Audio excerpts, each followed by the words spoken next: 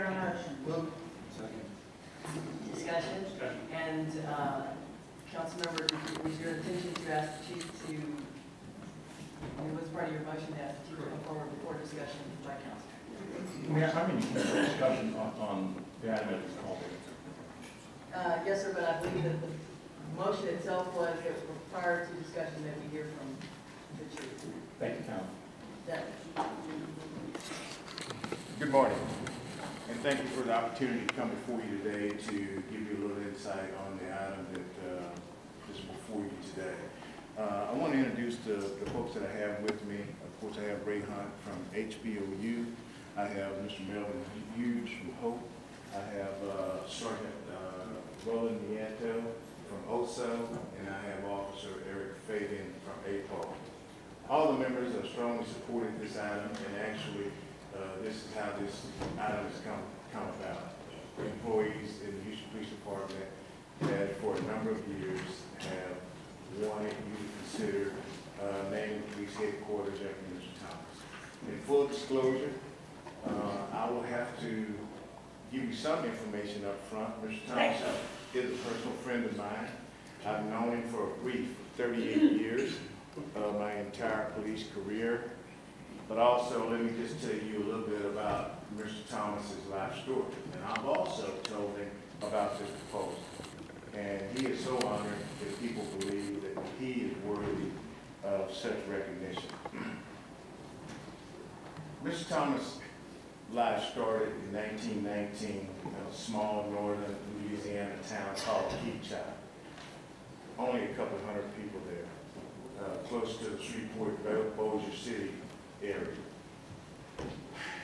In the early 40s, Mr. Thomas attended Southern University. He played football for that university, and he was drafted into World War II. He served in General Patton's Third Army, Africa, Normandy, Battle of the Bulge, and occupied Germany. After 3.5 years of his service there to his country, and honorably doing so, he worked for approximately 1 year for the United States Postal Service. He was taking a trip from California back to his hometown in Louisiana, and the Greyhound bus made a stop here in Houston, Texas. He found a flyer laying on the floor with an application for the Houston Police Department.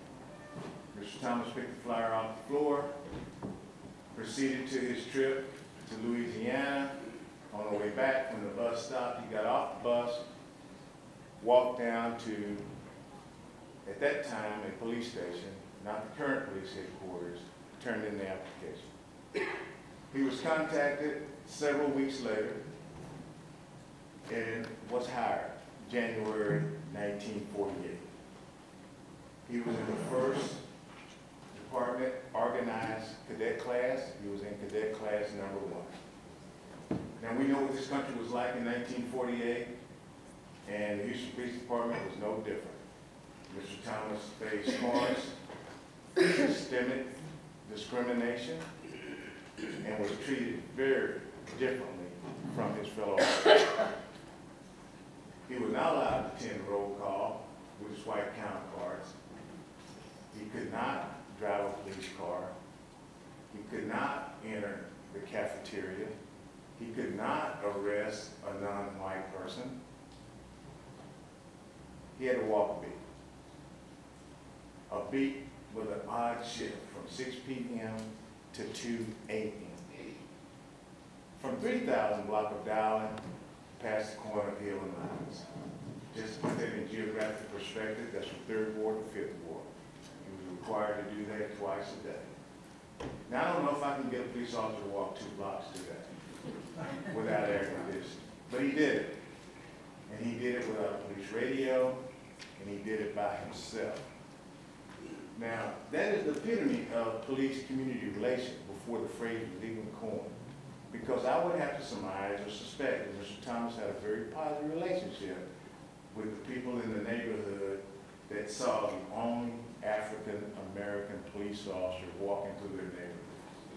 And I would surmise that they had a great deal of respect for him. Now, another thing that Mr. Thomas was known for, there's people out there that are in their 60s, 70s, that when they were juveniles and they skipped school and they were caught by Mr. Thomas, he didn't take them to the police station. He didn't take them to jail. He walked them back to school and then walked over and talked to their parents.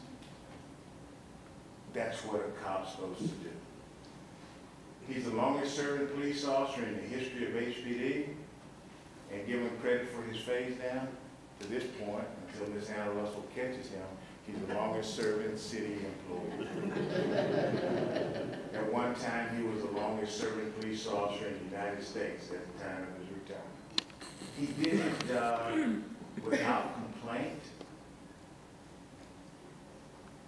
as long as he could do it until his health failed. Mr. Thomas is 95. If he lived to be in September, he'll be 96. He's a frail old man. His health is failing. He may not outlive the end of the week. But I just think that because of the growing support, he was a patrol officer all his life, what more fitting tribute to honor a man that did his job with dignity, professionalism, integrity, and respect. What we want every police officer in the Houston Police Department to do day in and day out. Thank you very much. Chief, of course, you worked with me to deliver a proclamation in honor of Officer Thomas, but I also understand that he had an exemplary record while he was an officer. I don't know if you're willing to talk about his disciplinary history within the department. Yes, I am. Mr. Thomas has an exemplary disciplinary record for his 6 decades that he worked. He had one disciplinary infraction in his entire career. He received a day off without pay for speaking to a white meter maid who asked him to stand on the corner near the 800 block of Bell while she issued parking tickets so the construction workers would not bother her. They actually asked Mr. Thomas to resign, and he refused. So they sent him home for a day and told him to think about it. Came back the next day, he still refused to resign. So they gave him a day off and told him don't ever do it again. Now, if anyone has a reason to be angry, Mr. Thomas certainly would be that person. I've never heard Mr. Thomas raise his voice. I've never heard him use a word of profanity. And I remember the day that I was sworn in as Chief of Police. The first person that I sought out after I went back to police headquarters was Mr. Thomas. And I asked him, did he have any advice for me? And here's what he told me. He said, Chief, don't ever feel like because of your position and your authority that you have to run over anyone. But there's also be a time that we should back up from nobody. That's the type of man he was. He's still a good friend of mine. Myself and 2 other officers take care of Mr. Thomas. We visit with him often, speak with him often, and I can just tell you, it's only fitting, and I want to thank all of the men that are standing here behind me to represent all the employees of HPD for their support and for them bringing this issue forward. Thank you very much. Thank you, Chief. I prompted you on that because I think it's important. Our kids don't understand the history of racism in this country and truly what it meant. Councilmember Bradford. Thank you, Mayor. Good morning. Chief, thank you for your very accurate depiction of who Mr. Thomas is and the exemplary service that he performed as a Houston police officer for 60 years. I too know him for 35 years or so. I simply want to, as you said, that this is a very public interest issue. It is, no doubt about that. You and I have a meeting on our calendar later today to talk about this issue, about 5 o'clock today to talk about this issue, provided the budget workshop is over. additional information because, as an example, because it's such a great public interest item.